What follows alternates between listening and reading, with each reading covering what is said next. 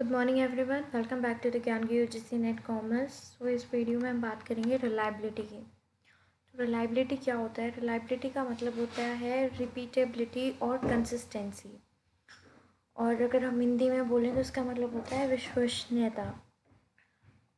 और कंसिस्टेंसी हम यहाँ पे किसकी बात करें? फॉर एग्जांपल अगर हमने कोई टेस्ट किया तो टेस्ट में जो उसका रिज़ल्ट आया, जो उसका टेस्ट स्कोर आया, तो फर्स्ट टाइम जब हमने टेस्ट करा जो उसका टेस्ट स्कोर था और जो हम सेकंड टाइम करा उसका जो टेस्ट स्कोर है, तो क्या वो सेम है? अगर कंसिस्टेंसी उसमें है, अगर वो सेम रिपीटेडली आ रहे हैं over the period of time के बाद रिजल्ट्स हमें सेम मिल रहे हैं, तो मतलब हम कह सकते हैं कि हमारे जो रिजल्ट्स हैं, जो हमारा टेस्ट स्कोर है, वो रिलायबल है।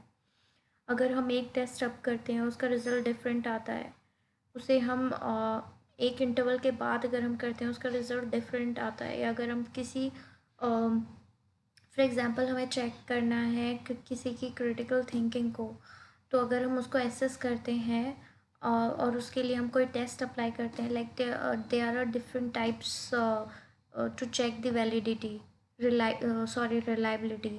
तो उसके लिए अलग अलग टेस्ट अगर हम करते हैं, अगर हम क्रिटिकल थिंकिंग असेसमेंट अगर हम करते हैं, तो क्या उसकी रिलायबिलिटी है, जो हमारे रिज़ल्ट हैं क्या उसमें एक्यूरेसी है, एक्यूरेट है, रिलायबल है? तो उसको चेक करने के लिए there are different types of reliability test. Now types of reliability. So पहले यहाँ पे यूजीसी नेट के क्वेश्चन में बहुत बार रिपीटेडली एक क्वेश्चन आता है कि स्टेबिलिटी को चेक करने के लिए हम कौन सा टेस्ट करते हैं। तो स्टेबिलिटी को चेक करने के लिए हम करते हैं टेस्ट रीटेस्ट रिलायबिलिटी। और एक और दूसरा क्वेश्चन जो कि which is constantly asking in previous papers of UGC NET commerce में, तो उन्होंने पूछा है कि कंसिस्टेंसी। तो कंसिस्टेंसी अगर हमें चेक करनी हो तो कौन सा which method is use to check the consistency reliability, तो उसके लिए होता है पैरेलल रिलायबिलिटी, राइट। अब हम पैरेलल फॉर्म रिलायबिलिटी, अब हम वन बाय वन हम डिस्कस करते हैं व्हाट इज़ रीटेस्ट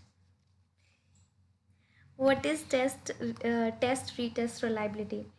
तो टेस्ट रीटेस्ट जो रिलायबिलिटी होता है, बेसिकली हम उसमें क्या करते हैं कि सपोज़ एक टेस्ट अगर हमने आज किया है और एक टेस्ट हम एक महीने बाद करते हैं, तो जो दोनों के जो रिज़ल्ट्स हैं क्या वो सेम है? ऐसा नहीं, with the same group of peoples, तो क्या दोनों के रिज़ल्ट हैं वो सेम है या डिफरेंट है? अगर रिज़ल्ट सेम है means there is a stability. जब हम एक पीरियड से दूसरे पीरियड तक मेज़र कर रहे हैं तो there is a stability to measure the one period to another period, ठीक है। तो ये प्रोवाइड करता है स्टेबिलिटी को।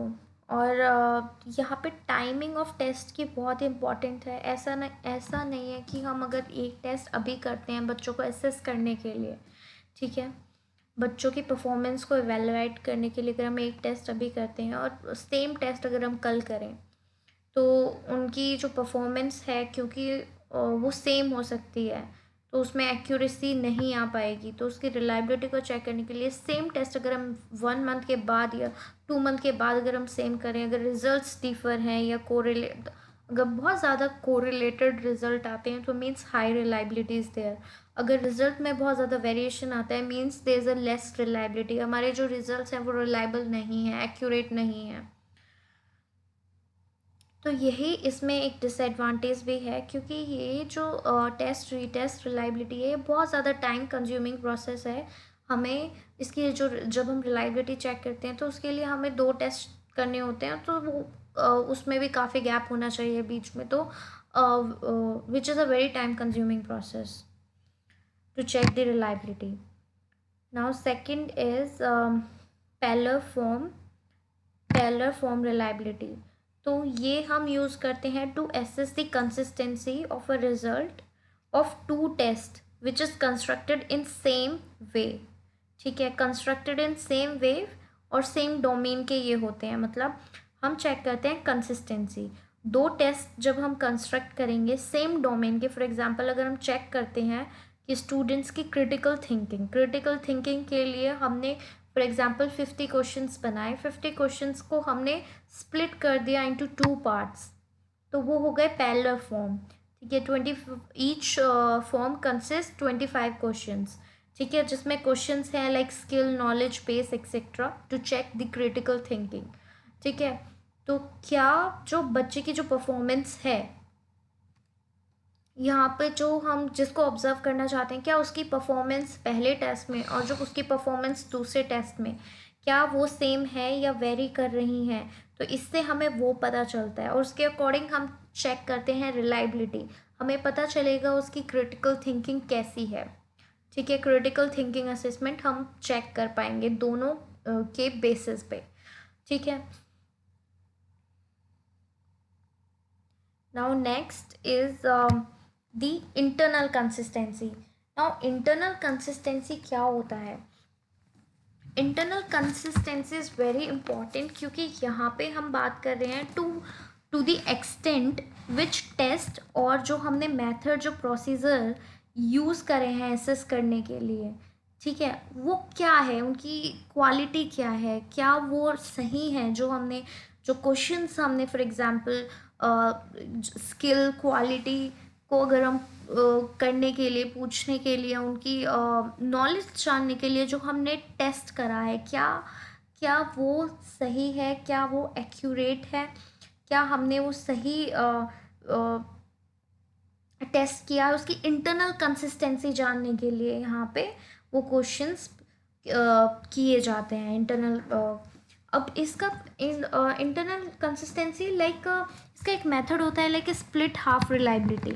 स्प्लिट हाफ रिलायबिलिटी में क्या होता है कि हम जितने भी पार्ट हैं टेस्ट के, ठीक है, वो इक्वली कंट्रीब्यूट कर रहे हैं या नहीं कर रहे हैं। ठीक है, मतलब हम कंसिस्टेंसी चेक करें इंटरनली, मतलब जो हमने फॉर एग्जांपल हमने प्रीवियस वाले उसमें क्रिटिकल असेसमेंट, या चलो कुछ और ले लेते हैं, लाइक हमने वर्ल्ड वॉर सेकंड से रिलेटेड हमने 100 क्वेश्चंस बनाए। ठीक है, 100 क्वेश्चंस बनाए, तो हर सेट में हम 50 क्वेश्चंस हैं।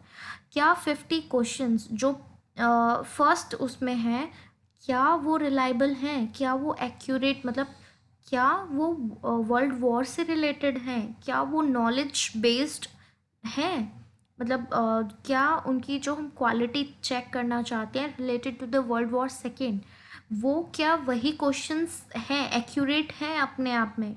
ठीक है, क्योंकि हम ऑब्जर्वर को, या जो हम जिसके ऊपर काम करना चाहते हैं, उसकी परफॉर्मेंस हम तभी मेज़र करेंगे जब हम उसे एग्जैक्टली पूछना चाहते हैं। फॉर एग्जांपल अगर हम किसी से कुछ सर्वे करना चाहते हैं और उस सर्वे से रिलेटेड फॉर एग्जांपल हमारे डिजिटल टेक्नोलॉजी के ऊपर हमने कुछ सर्वे करना चाहते हैं, तो जो हम क्वेश्चन जो फ्रेम करेंगे वो होना चाहिए डिजिटल टेक्नोलॉजी से ही रिलेटेड होना चाहिए, किसी और टॉपिक से नहीं होना चाहिए।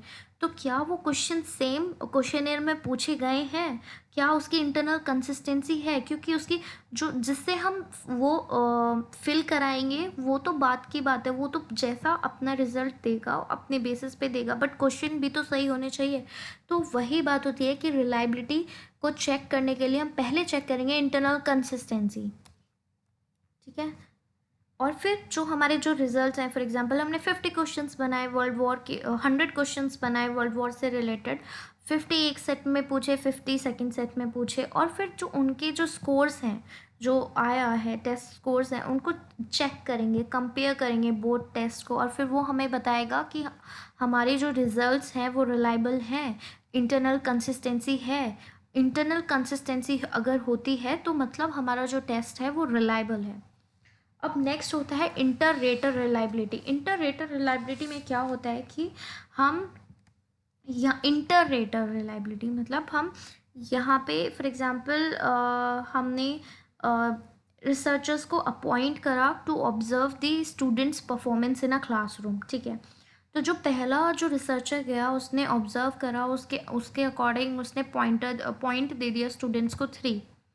ठीक है, सेकंड रिसर्चर जो गया उसने पॉइंट दे दिया 5।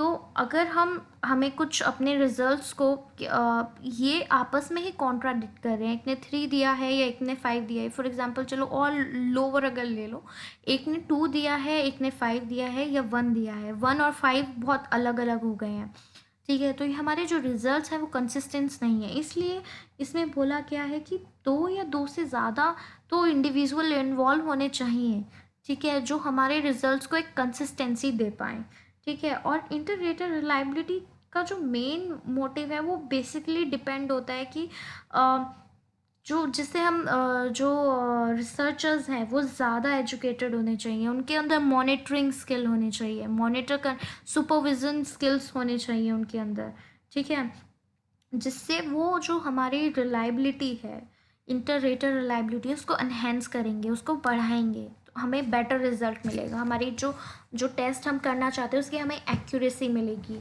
तो ये थे the types of reliability test, ठीक है। नेक्स्ट वीडियो में we will talk about the validity of our test scores. So thank you everyone.